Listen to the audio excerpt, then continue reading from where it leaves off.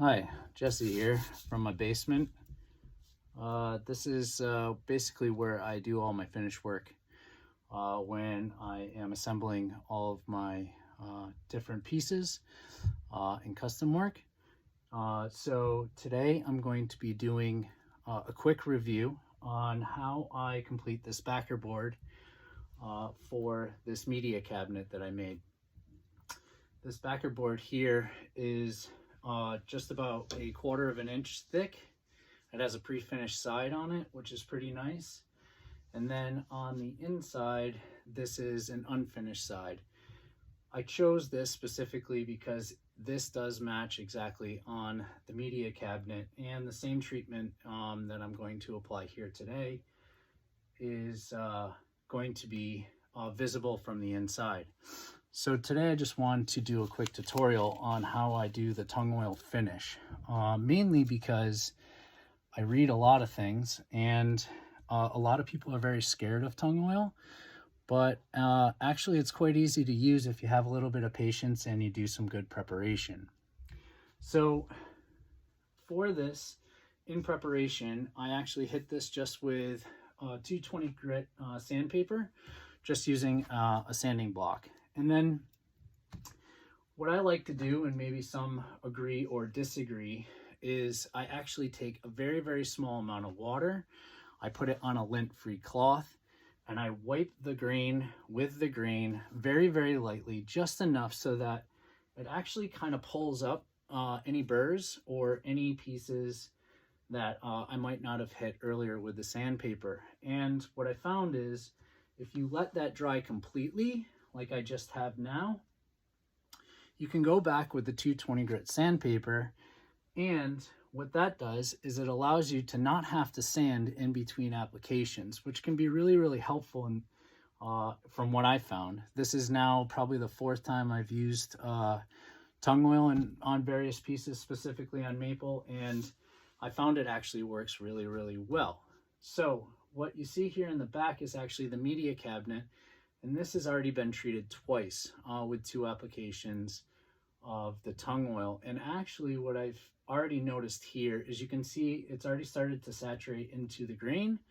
And more importantly, this thing is smooth as silk, and I have not touched it or sanded it in between. So I'm going to do a quick tutorial today to show you how I do the application here, because I've spent a lot of time on the internet, and I know that a lot of people always look for very specific applications, but I will say that regardless of whether or not you're using maple, walnut, pine, they all have different porosity.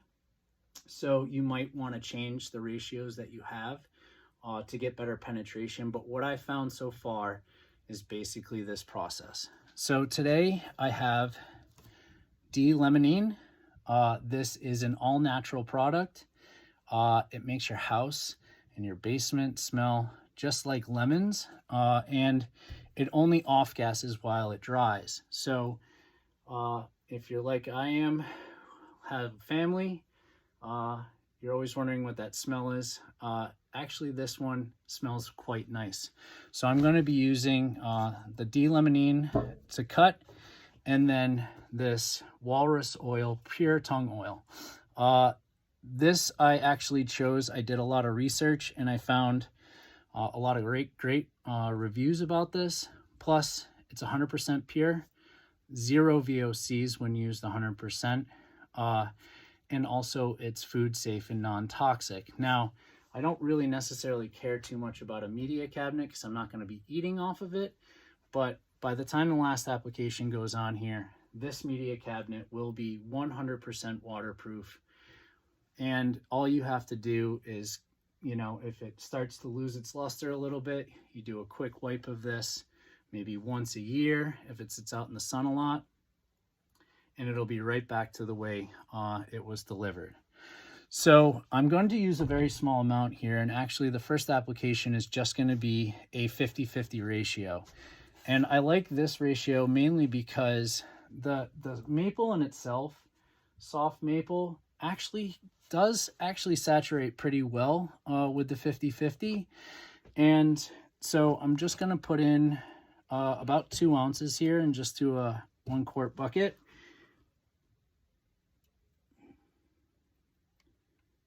And it doesn't have to be perfect, but if you're doing it in a single application, you probably want to do it all at one batch so that you're actually keeping consistent with that.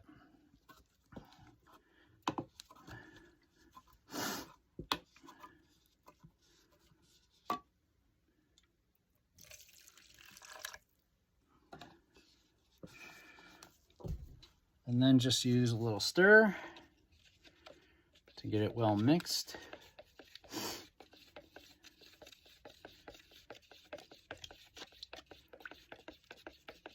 And it mixes quite well. And the only note too is that, like I said, I hit that with a little bit of water earlier. So you just want to make sure that whatever you're doing, you're making sure that that's 100% dry, because water and oil don't mix, and obviously you're going to run into issues there. But quite honestly, this is like the 7th or 8th time I've done this process, and the results have been quite nice. So I'm just going to hit this with a cloth real quick just to make sure there's nothing left, no residue.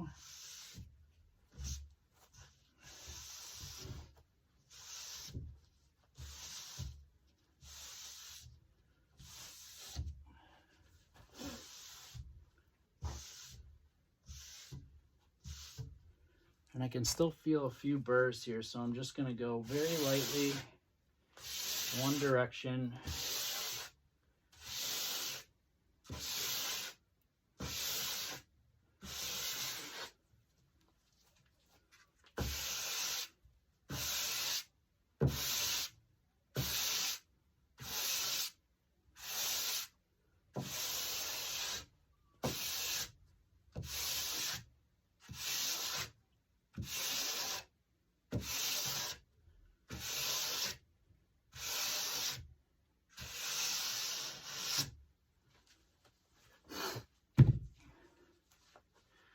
And then once that's ready,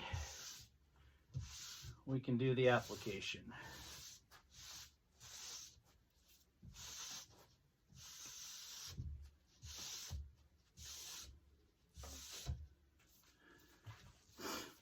Okay, so I'm just going to use a fresh cloth here. Dip it in the oil. Some people like to spread it around or pour it on. We could do that just for demonstration purposes. And I'm just going to wipe with the grain and this lint-free wipe. Now, I think a lot of the confusion comes when you are searching online about how to do this application. Everyone says, well, you have to make sure that you wipe it up, or that you don't wipe it, or that you put too much or not enough on. The point is, when you do the application like this, you want to make sure that you saturate the pores, especially on the first go. So you'll see, once you start applying this, you're going to have some spots that almost dry immediately. And that's where the pores are really, really open. And that's where the D-Lemonene is helping you kind of get that deeper penetration into the wood grain.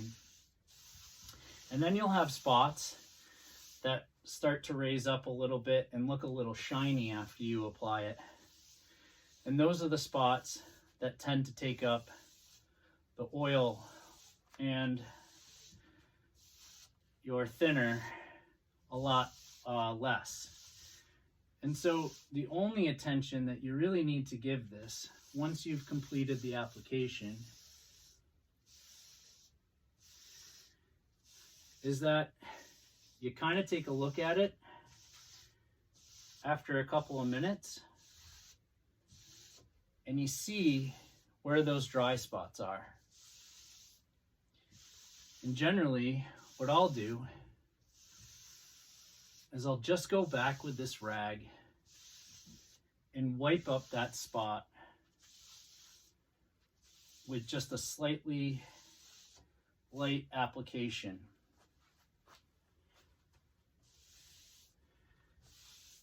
And what that'll do is kind of speed up your application process for the next couple of coats. But you'll see right here, this wood has already taken up a very nice first coat. And if you look at it compared to this other piece, it's already nearly there. And so I'm going to take this and I'm actually just going to let this sit overnight. A lot of people are worried about drying out. I'm here in a basement. It's probably 60 degrees. I have very little sunlight. You probably want to make sure you don't have too much sun coming in because it affects the drying time. But in here, it's about 60 degrees. I don't have a whole bunch of ventilation. I don't have a lot of wind or anything like that. But in general, I can let this sit for about 12 hours. And if I come back and there's any spots that are still wet, I will take a dry cloth, just wipe that up gently, and then I will actually go on to my next step, which is reapplying in the exact same manner. 50-50, light application, let it sit for 24 hours. So if you look at the cabinet behind me, I've done that second application and I'm about to do the third. On my third application, I'm going to do a 3-to-1 ratio, 1 being the thinner and 3 being the oil. And that will then start to allow me to build up that waterproof protectant that the tung oil is great for. And likely what I'm going to do on the fourth application and maybe in my next video is show how the final product goes on. 100% tung oil, very quick application to let it sit and allow it to start curing. So I hope you enjoyed this video. This is one of my first, but I hope to do more. And please let me know if you'd like to see anything different. And thanks for watching.